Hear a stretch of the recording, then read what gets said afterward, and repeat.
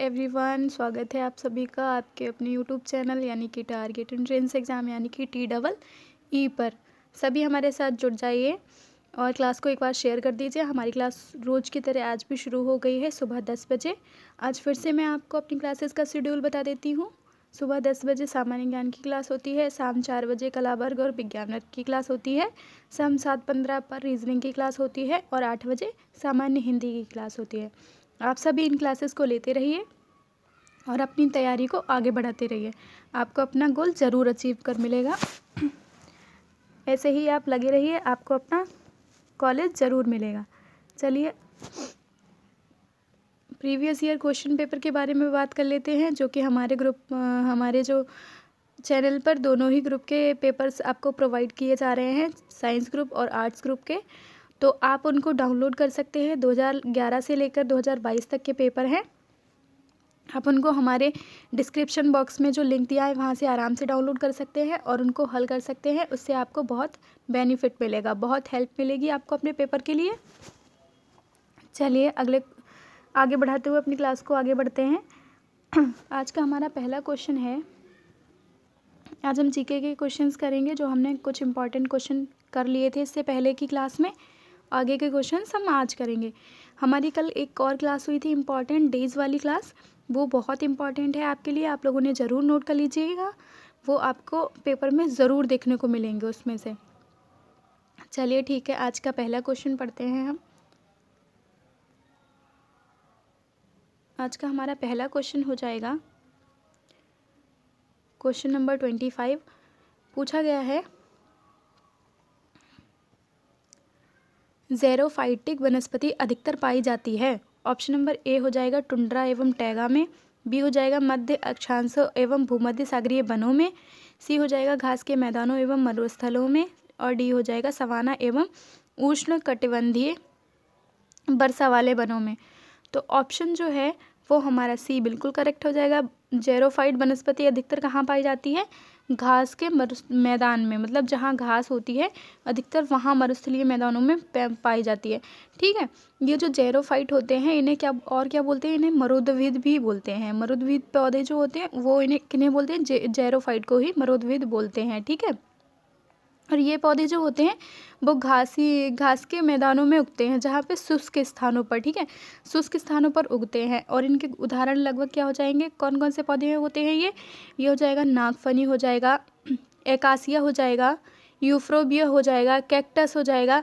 ऐसे कुछ और भी जो होते हैं जो रेगिस्तान में उगते हैं वो भी हो जाएंगे। ये जो होते हैं वो बहुवर्षीय चलते हैं। ये जो पौधे होते हैं वो बहुवर्षीय चलते हैं। ठीक है, तो इनकी जो अधिकतर प्रजातियां होती हैं वो कहाँ पाई जाती है? घास के मैदान एवं मरुस्थलीय स्थानों पर पाई जाती हैं। ठीक है, चलिए अगले क्वेश्चन की तरफ बढ़ते हैं।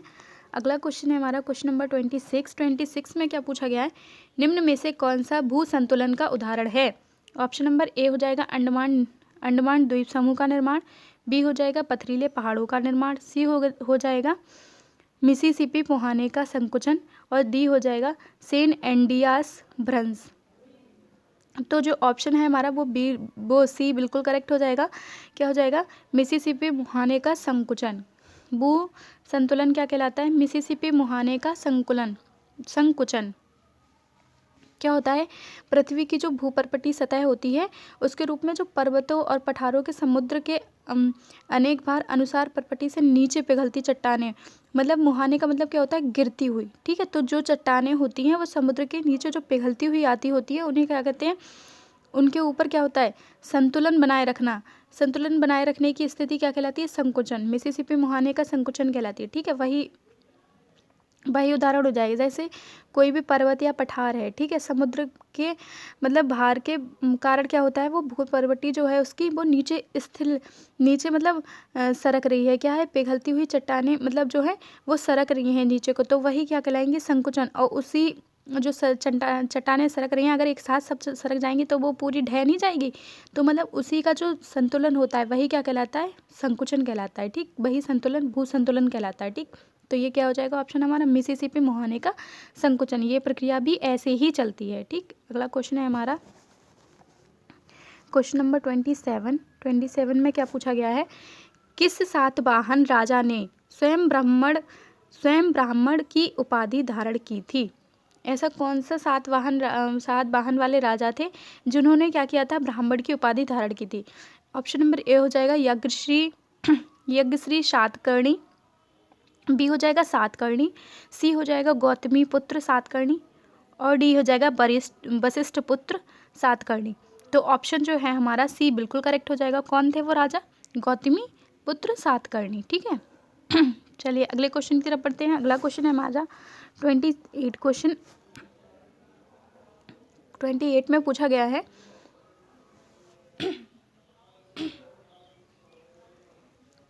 वैदिक काल में बलि शब्द का क्या अर्थ है? ऑप्शन नंबर ए हो जाएगा बलिदान, बी हो जाएगा बैल, सी हो जाएगा अनुवांशिक, डी हो जाएगा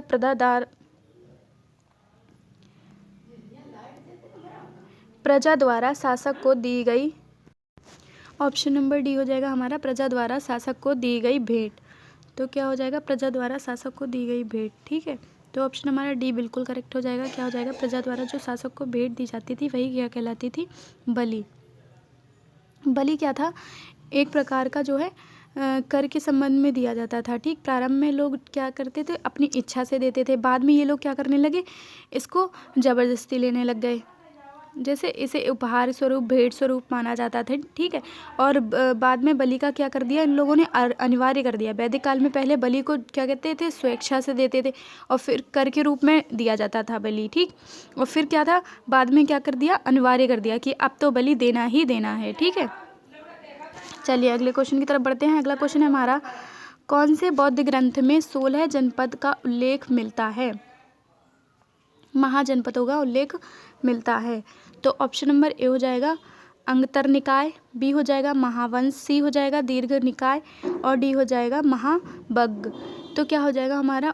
ए ऑप्शन बिल्कुल करेक्ट हो जाएगा। किस में मिलता है? अंगुत्तर निकाय में क्या मिलता है? 16 महाजनपदों का निकाय मिलता है, 16 महाजनपदों का उल्लेख मिलता है। ठीक है, 16 महाजनपदों का उल्लेख किस में मिलता है? अंगुत्तर निकाय में मिलता है। ठीक, और ये क्या था? ये था एक बौद्ध ग्रंथ था। ये कैसा ग्रंथ था? एक बौद्ध ग्रंथ था। ठीक, चलिए अगले क्वेश्चन की तरफ बढ़ते हैं। अगला क्वेश्चन है हमारा 30 क्वेश्चन में पूछा गया है, बुलंद दरवाजे किसके द्वारा बनाया गया था? ऑप्शन नंबर ए हो जाएगा अकबर, बी हो जाएगा जहांगीर, सी हो जाएगा शाहजहां, डी हो जाएगा बाबर। तो ऑप्शन हमारा जो है ए बिल्कुल करेक्ट हो जाएगा। किसके द्वारा बनाया गया था? अकबर के द्वारा। बुलंद दरवाजा किसके द्वारा बनाया गया था? अकबर के द्वारा। और ये किसके मतलब कब बनाया गया था? 1605। इसका जो निर्माण कराया गया था वो 1605 में कराया गया था। और ये दरवाज़ा जो है वो भारत का सबसे ऊंचा दरवाज़ा है, बुलंद दरवाज़ा। ठीक है, सबसे ऊंचा दरवाज़ा है। और कहाँ स्थित है? ये आगरा में स्थित है। ठीक है, अकबर के द्वारा बनवाया गया था और सबसे ऊंचा दरवाज़ा है। और कहाँ स्थित है? आगरा में स्थित है। और 1605 में इसका क्या कराया गया था? निर्माण कराया गया था। अगला क्वेश्चन है हमारा 31 क्वेश्चन। 31 में पूछा गया है, निम्नलिखित में से किस शासक ने भारत में सर्वप्रथम इक्ता प्रारंभ किया था? सर्वप्रथम इक्ता किसने प्रारंभ किया था? तो ऑप्शन नंबर ए हो जाएगा इल्तुतमिश ने, बी हो जाएगा बलबन ने, सी हो जाएगा अलाउद्दीन खिलजी ने, डी हो जाएगा रजिया ने। तो ऑप्शन जो है हमारा वो ए बिल्कुल करेक्ट हो जाएगा। किसने किया था? इल्तुतमिश ने स्टार्ट किया था। क्या? इक्ता जो है वो किसने? इल्तुतमिश ने स्टार्ट किया था। यह एक व्यवस्था थी। ठीक है, ठीक, इक्ता क्या थी? एक व्यवस्था थी। ठीक, इसको किसने स्टार्ट किया था? इल्तुतमिश ने स्टार्ट किया था। ठीक, चलिए अगले क्वेश्चन की तरफ बढ़ते हैं। अगला क्वेश्चन है हमारा 32 में क्या पूछा गया है? पूछा गया है, कबीर का पालन पोषण एक मुस्लिम जुलाहे ने किया था, जिसका नाम था। ठीक है, जो कबीर दास थे उनका जो पालन पोषण था वो एक मुस्लिम जुलाहे ने किया था। तो उनका नाम क्या था ये पूछा है। ऑप्शन नंबर ए हो जाएगा रहीम, बी होगा रामानंदन, सी होगा नीरू, और डी होगा चैतन्य। तो ऑप्शन हमारा जो है वो सी बिल्कुल करेक्ट हो जाएगा। क्या नाम था उनका? नीरू नाम था। ठीक है, जिन्होंने इनका लालन पालन किया था वो कौन थे? नीरू नाम के थे। और नीरू और नीमा नाम था। ठीक है, नीरू और नीमा ने क्या किया था? इनका लालन पालन किया था। ठीक है, और क्या नाम, कहाँ रहते थे वो लोग? बनारस में रहते थे। बनारस में लहरतारा तालाब के पास। ठीक, लहरतारा तालाब के पास रहते थे। और ये जो है मध्यकालीन कवि थे। जो कबीरदास थे वो कौन थे? मध्यकालीन कवि थे, ठीक है। और नीरू नीमा ने इनका लालन पालन पोषण किया, ठीक है। चलिए अगला क्वेश्चन है हमारा 33। क्वेश्चन 33 में पूछा गया है, वहाबी आंदोलन का मुख्य उद्देश्य क्या था? ऑप्शन नंबर ए हो जाएगा अंग्रेजों से अच्छे संबंध, बी हो जाएगा इस्लाम का शुद्धिकरण, सी हो जाएगा अंग्रेजी शिक्षा समर्थन और डी हो जाएगा सामाजिक सुधारों का विरोध। तो ऑप्शन जो है हमारा वो बी बिल्कुल करेक्ट हो जाएगा। क्या था? इस्लाम का शुद्धिकरण जो था वहाबी आंदोलन का मुख्य उद्देश्य था। वहाबी आंदोलन का मुख्य उद्देश्य क्या था? इस्लाम का शुद्धिकरण। और ये आंदोलन कब से कब तक चला था? 1830 से 1857, 1830 से 1857 तक चला था, ठीक है। चलिए अगला क्वेश्चन है हमारा 34। आप लोग रोज़ हमारे साथ जुड़ते रहिए, काफ़ी सारी क्लासेस कराई जा रही हैं, उनको करते रहिए और बस अपनी प्रैक्टिस करते रहिए। आपका सिलेक्शन ज़रूर हो जाएगा, आपको अपना गवर्नमेंट कॉलेज ज़रूर मिल जाएगा, ठीक है।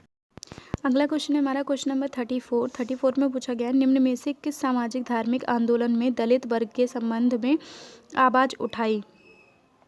ऐसा कौन सा सामाजिक आंदोलन था जिसने दलित वर्ग के संबंध में आवाज़ उठाई थी? तो ऑप्शन नंबर ए हो जाएगा ब्रह्म समाज, बी हो जाएगा प्रार्थना समाज, सी हो जाएगा आर्य समाज, डी हो जाएगा सत्यशोधक समाज। तो ऑप्शन हमारा जो है डी बिल्कुल करेक्ट हो जाएगा। कौन सा समाज था वो? सत्यशोधक समाज था, जिसने सांस्कृतिक धार्मिक आंदोलन दलित वर्गों के लिए आवाज़ उठाई थी, ठीक है। दलित वर्गों के लिए आवाज़ उठाई थी। तो ये स्टार्ट कब हुआ था? ये स्टार्ट हुआ था 24 सितंबर 1873 को। 24 सितंबर 1873 को क्या करा गया था? सत्यशोधक समाज की स्थापना की गई थी, ठीक। और ये पूना से शुरू किया गया था। इसके संस्थापक कौन थे? ज्योतिबा फूले। इसके संस्थापक कौन थे? ज्योतिबा फूले। और कहाँ से स्टार्ट हुआ था? ये पुणे से। जो मैं मतलब जो एक्स्ट्रा चीज़ें बताते हैं हम, वो आप लोग नोट कर लीजिएगा, वो आपके लिए हेल्पफुल रहेंगे। क्या पता अगला क्वेश्चन ऐसे ही बन के आ जाए तो इन चीज़ों को भी नोट करते चलिए। चलिए अगला क्वेश्चन है आज का हमारा क्वेश्चन नंबर 35।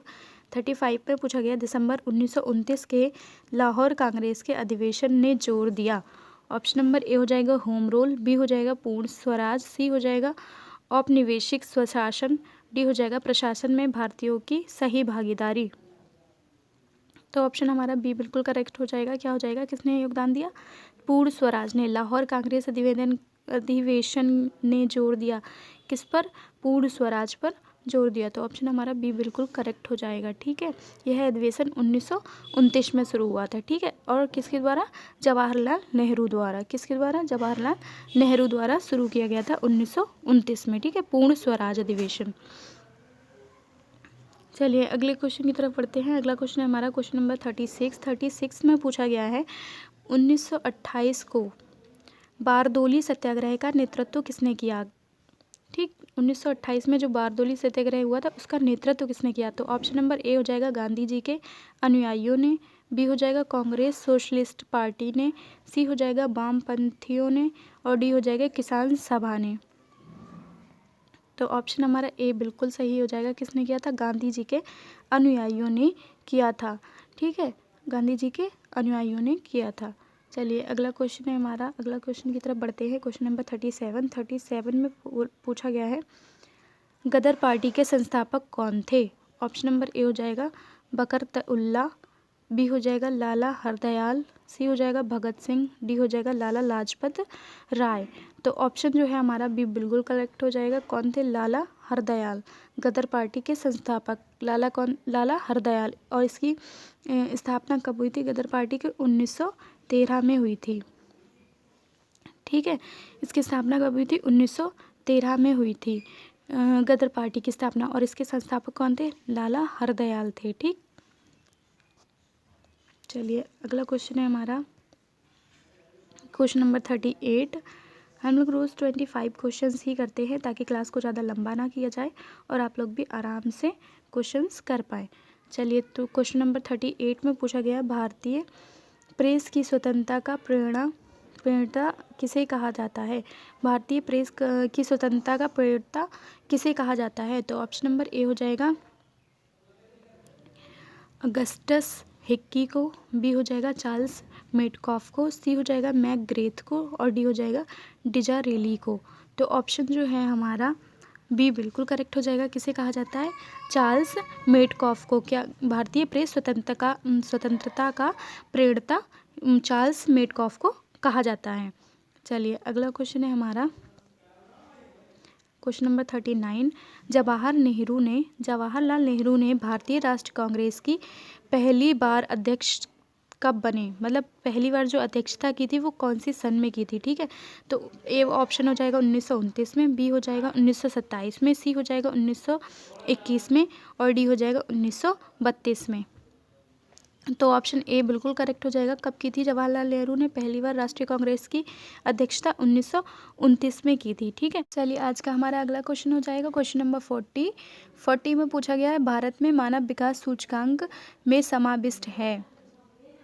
मानव विकास सूचकांक में क्या क्या मिला हुआ है? ठीक है, तो ऑप्शन नंबर ए हो जाएगा हमारा जीवन प्रत्याशा, बी हो जाएगा शैक्षिक उपलब्धि, सी हो जाएगा प्रति व्यक्ति आय और डी हो जाएगा ये सभी।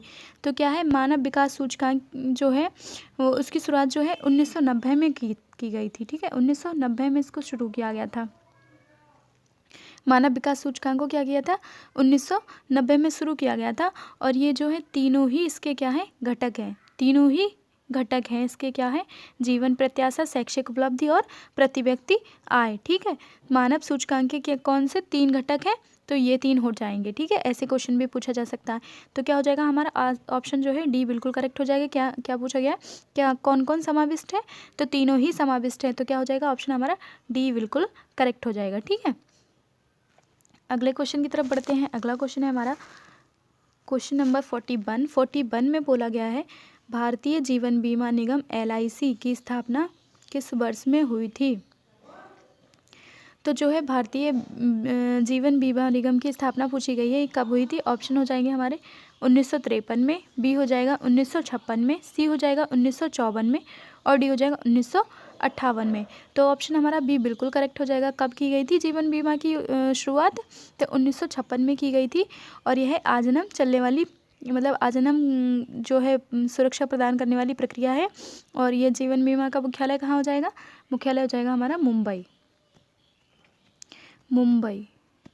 ठीक है, जीवन बीमा का मुख्यालय कहाँ हो जाएगा? मुंबई। और शुरुआत कब की गई थी? 1956 में। तो ऑप्शन हमारा बी बिल्कुल करेक्ट हो जाएगा। ठीक है, अगले क्वेश्चन की तरफ बढ़ते हैं। क्वेश्चन नंबर 42 में पूछा गया है 14वें वित्त आयोग जो कि 2015 से जो 2020 तक का चला था। ठीक है, 14वें वित्त आयोग ने भारत के राष्ट्रपति को अपनी रिपोर्ट प्रस्तुत की।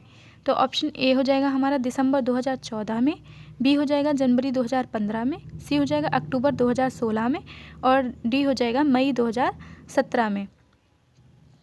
तो हमारा जो ऑप्शन है वो ए बिल्कुल करेक्ट हो जाएगा। कब की गई थी रिपोर्ट प्रस्तुत?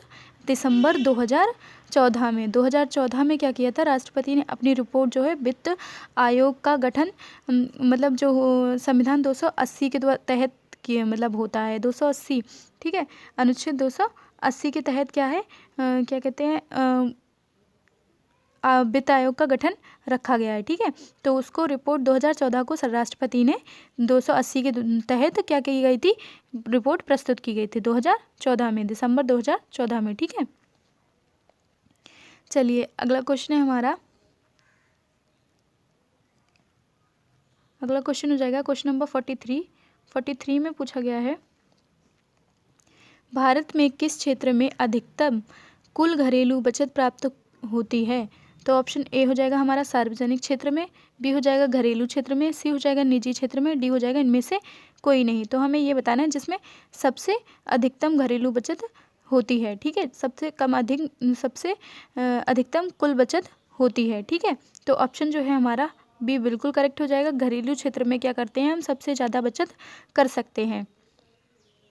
ठीक है, जो भी हमारे क्रियाकलाप होते हैं, जो भी आर्थिक सामाजिक जो भी क्रियाकलाप होते हैं उनको शामिल करके क्या क्या कर सकते हैं? हम बचत कर सकते हैं। तो सबसे ज़्यादा जो बचत कर सकते हैं वो हम क्या कर सकते हैं? घरेलू क्षेत्र में कर सकते हैं। ठीक है, तो ऑप्शन हमारा बी बिल्कुल करेक्ट हो जाएगा। चलिए अगले क्वेश्चन की तरफ बढ़ते हैं। अगला क्वेश्चन है आज का हमारा, आप लोग बस हमारे साथ जुड़ते रहिए और प्रैक्टिस करते रहिए, आपको बहुत बेनिफिट देखने को मिलेगा अपने पेपर में। ठीक है, हूबहू ऐसे ही क्वेश्चन आपको देखने को मिलेंगे। तो क्वेश्चन नंबर 44 हो जाएगा हमारा, निम्न में से कौन सी अवधि प्रथम पंचवर्षीय योजना की थी? तो ऑप्शन नंबर ए हो जाएगा हमारा 1946 से 50, बी हो जाएगा 1951 से 56, सी हो जाएगा 1952 से 57, डी हो जाएगा 1953 से 58। पंचवर्षीय योजना की जो अवधि है वो क्या हो जाएगी, ये पूछा गया है। तो सबसे पहले तो पंचवर्षीय योजना स्टार्ट कब हुई थी, तो पंचवर्षीय योजना कब स्टार्ट हुई थी, 1951 में स्टार्ट की गई थी। ठीक है, 1951 में स्टार्ट की गई थी। तो जब 1951 में स्टार्ट की गई थी तो हमारा ऑप्शन यही वाला ठीक हो जाएगा। कब की गई थी स्टार्ट, 1951 में, और कब तक चली थी, 1956 तक। ठीक है, पंचवर्षीय जो योजना थी वो 1951 में स्टार्ट होकर 1956 तक चली थी। ठीक है, और जो प्रथम पंचवर्षीय योजना थी यह मुख्य रूप से किस पर बल देती थी, कृषि पर बल देती थी, मुख्य रूप से कृषि पर आधारित थी। ठीक है, यह योजना जो है हेरोल्ड डॉमर पद्धति पर आधारित थी। हेरोल्ड डॉमर के द्वारा जो पद्धति चलाई गई थी उस पर आधारित थी। ठीक है, चलिए क्वेश्चन नंबर अगले की तरफ चलते हैं। अगला क्वेश्चन है हमारा क्वेश्चन नंबर 45 में पूछा गया है राष्ट्रीय सांख्यिकी आयोग की स्थापना कब हुई थी। तो ऑप्शन हो जाएंगे हमारे, ए हो जाएगा 1 जून 2000, बी हो जाएगा 10 जून 2002, सी हो जाएगा हमारा 24 मई 2004, डी हो जाएगा 12 जुलाई 2006। तो ऑप्शन हमारा डी बिल्कुल करेक्ट हो जाएगा।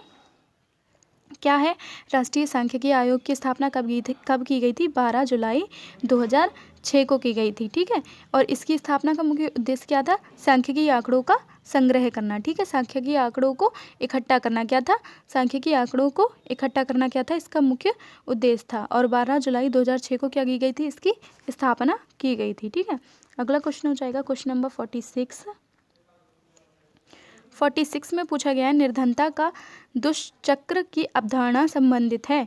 निर्धनता का जो दुष्चक्र है उसकी अवधारणा किससे संबंधित है, मतलब उसको किसने दिया था। ठीक, उसकी अवधारणा को किसने दिया था। ऑप्शन नंबर ए हो जाएगा कार्ल मार्क्स ने, बी हो जाएगा आर नर्क्से ने, सी हो जाएगा एडम्स स्मिथ ने, डी हो जाएगा इनमें से कोई नहीं। तो ऑप्शन हमारा बी बिल्कुल करेक्ट हो जाएगा। किसने दी थी इसकी अवधारणा, आर्क नर्क्से ने। ठीक है, इन्होंने दी थी इसकी अवधारणा।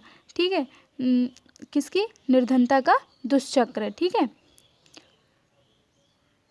चलिए अगले क्वेश्चन की तरफ बढ़ते हैं। अगला क्वेश्चन है हमारा क्वेश्चन नंबर 47 में पूछा गया है निम्नलिखित में से किसमें कार्बन नहीं होता है।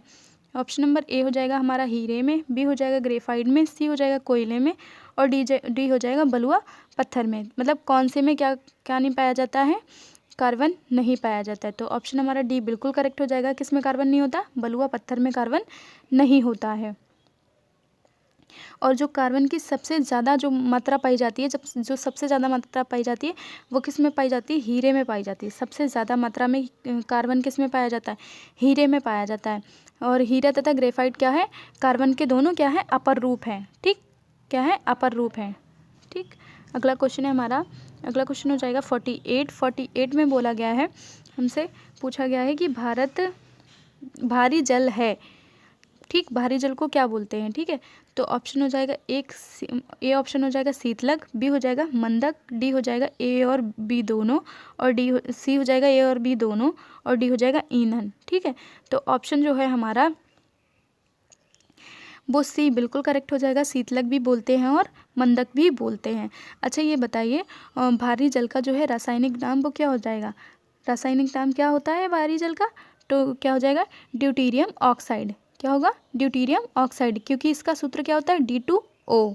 भारी जल का सूत्र क्या होता है, D2O।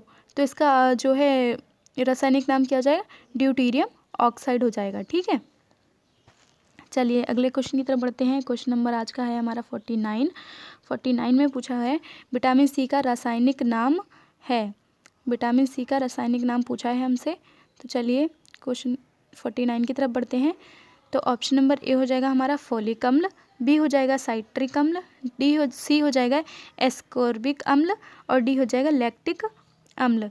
तो विटामिन सी का जो रासायनिक नाम हो जाएगा वो हो जाएगा एस्कॉर्बिक अम्ल या फिर एस्कॉर्बिक एसिड। क्या बोलते हैं इसको, विटामिन सी के रासायनिक नाम को क्या बोलते हैं, एस्कॉर्बिक अम्ल। ठीक है, और विटामिन सी का सामान्यतः स्रोत कौन कौन से होते हैं, खट्टे फल हो जाएंगे और सब्जियां हो जाएंगी। ठीक है, खट्टे फल और सब्जियां। और विटामिन के बारे में कुछ चीज़ें मतलब मोस्टली पूछी जाती हैं कि जैसे क्या कहते हैं, विटामिन बी और सी क्या है, वो जल में घुलनशील हैं। ठीक है, ये वाला क्वेश्चन ज़्यादातर पूछा जाता है कि कौन से विटामिन है वो जो जल में घुलनशील है। तो क्या हो जाएगा, बी और सी बी और सी जल में घुलनशील है, और बाकी जो भी बचे वो 4 हो जाएंगे, ए डी और के, ए डी ई और के क्या हो जाएंगे, वो बसा में घुलनशील हो जाएंगे। तो ये वाला क्वेश्चन भी पूछा जाता है।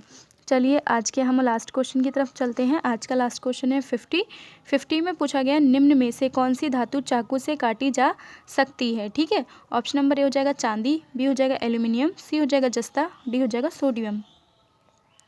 तो ऐसी कौन सी धातु है जो चाकू से काटी जा सकती है, मतलब जो मुलायम हो।